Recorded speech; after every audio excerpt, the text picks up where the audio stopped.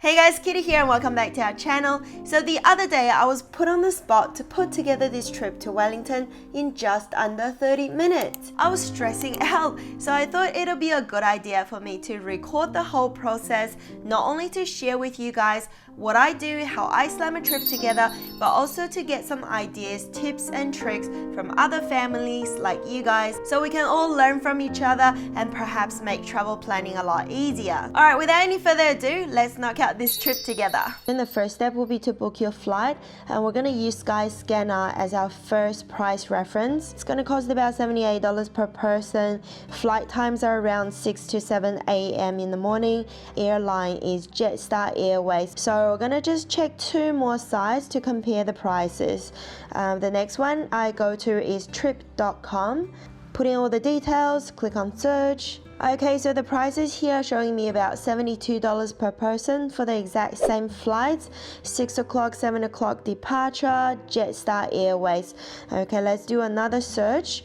The next one I go to is Expedia. Expedia is showing me about $78 as well for the same flight. So Expedia and Skyscanner are about the same price, so $78. And Trip.com is showing me $72. Okay, we're just going to click into Trip.com just to make sure there's no additional charges. Click on the baggage information just to have a second look, key in all of our details and confirm our flight. Alright, let's move on to step number 2, which is booking our hotels.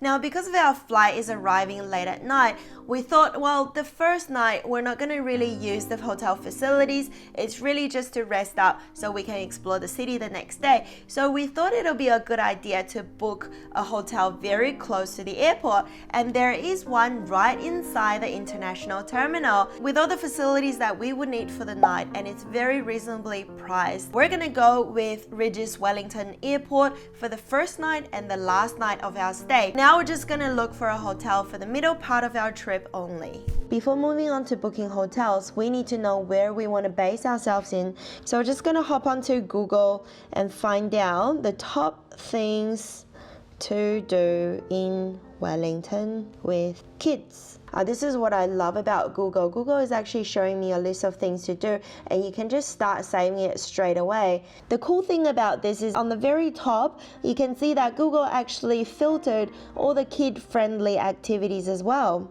Now we're going to bookmark all the ones that we're interested in. I'm just going to do that for each and every single attraction.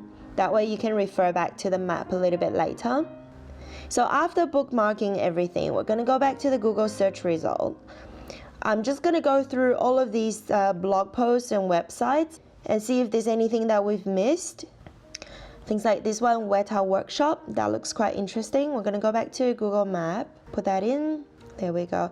And I'm just going to bookmark this one as well. Want to go. The Weta Cave.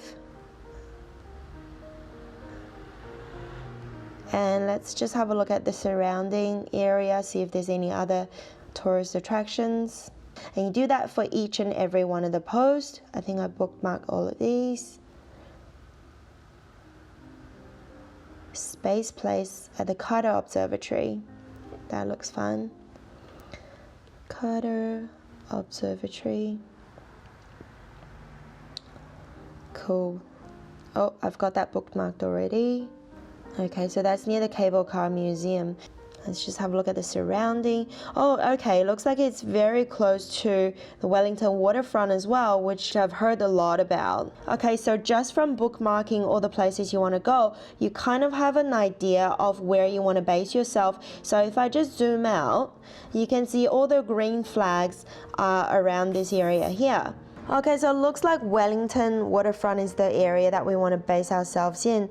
And what I'll do next is to check if there's any surrounding areas that's worth a day trip. Like this area here, Mount Kakao, looks like there's a few nature reserves up this way, and probably around this area here.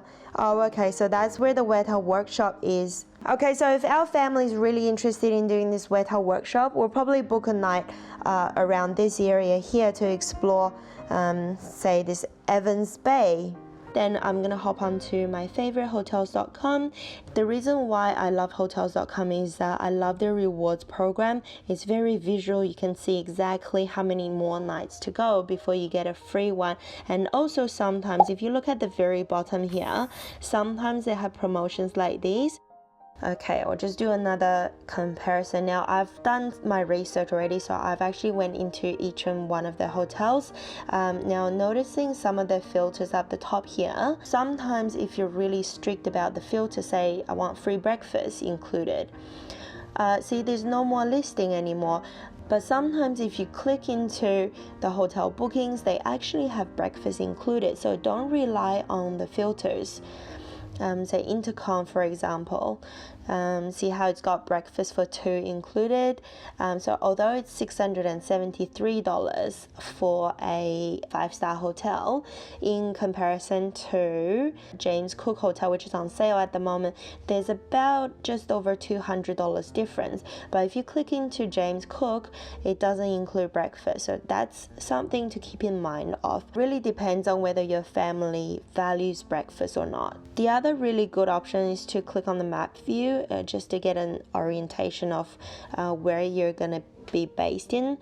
Just looking at these 3 options here, there's Ibis, there's Doubletree by Hilton, there's Intercontinental, which is one of the options that we were looking at, and there's Novotel, James Cook, Travelodge Hotel, and Gilmer apartment. So after looking through all of these, we find James Cook has the best value, and for $200 difference than the 5-star Intercon with breakfast, we can probably just buy a pretty good breakfast outside at a cafe or something. So we've decided to go with James Cook for the 3 nights in between our trip. Let's go ahead and book. Okay, now we've got 2 options. You can either pay now in full with hotels.com or pay at the property. Sometimes you have to pay an extra credit card surcharge if you were to pay at the property, but in this case it doesn't have that, so you can definitely choose to pay just to reserve it and pay at the property. However, in my case, I'm gonna use that 10% coupon that we saw earlier at the bottom of the app. And to be eligible for that, you need to pay now with hotels.com in full. So we're going to choose the first option. Step number 3, are you going to be needing an airport transfer or are you hiring a car? So in our case, we're going to be hiring a car for the 5 days that we're in Wellington. So the app that we go to is airportrentals.com. We're going to compare the prices in 2 different apps. So the first one that pops up here is for $117. I'm just going to scroll all the way down to make sure that is the cheapest price I'm seeing, and looks like it is. Okay, let's hop onto the second app then, Easy Rent Cars. Search. Okay, the first result is showing me $134.93. I'm just going to scroll down and make sure there's nothing cheaper than that, and looks like that is the cheapest price they can offer. Okay, that's a no-brainer, so we're just gonna go with airport rentals. Let's click into the first car that we were seeing just now. What we're looking for here is an easy pick-up and drop-off depot, which is a Wellington airport. That's perfect. And as a bonus, they have a free baby seat, so that's perfect for us. It is also an instant booking, which is great, no time wasted. So that's a no-brainer. Let's go with this one. Alright, everything looks pretty straightforward. Let's proceed with the booking. Child seat forward facing 1. Protection plus, we'll just skip that one for now. And click on continue. And here just put in all of your details, and that's your transportation confirmed and sorted. Just an update, guys. After booking the car hire, we actually realized the parking in the city costs more than the car hire itself. So we're gonna tweak our itinerary a little bit, and we're just gonna hire the car for 1 day only, and that's the day before we leave. Because we're checking out of James Cook Hotel in the city, we're just gonna pick up the car in the morning from the city and drop it off at the airport before checking into our airport hotel, Ridges, Wellington. So that worked out really well. Alright guys, thank you so much for watching. I hope you've enjoyed our video. I think I just made it under 30 minutes. So if you guys have any tips or any time saving or money saving travel tips, guides, ideas, please share with us in the comments box below. I'll see you guys next week. Bye!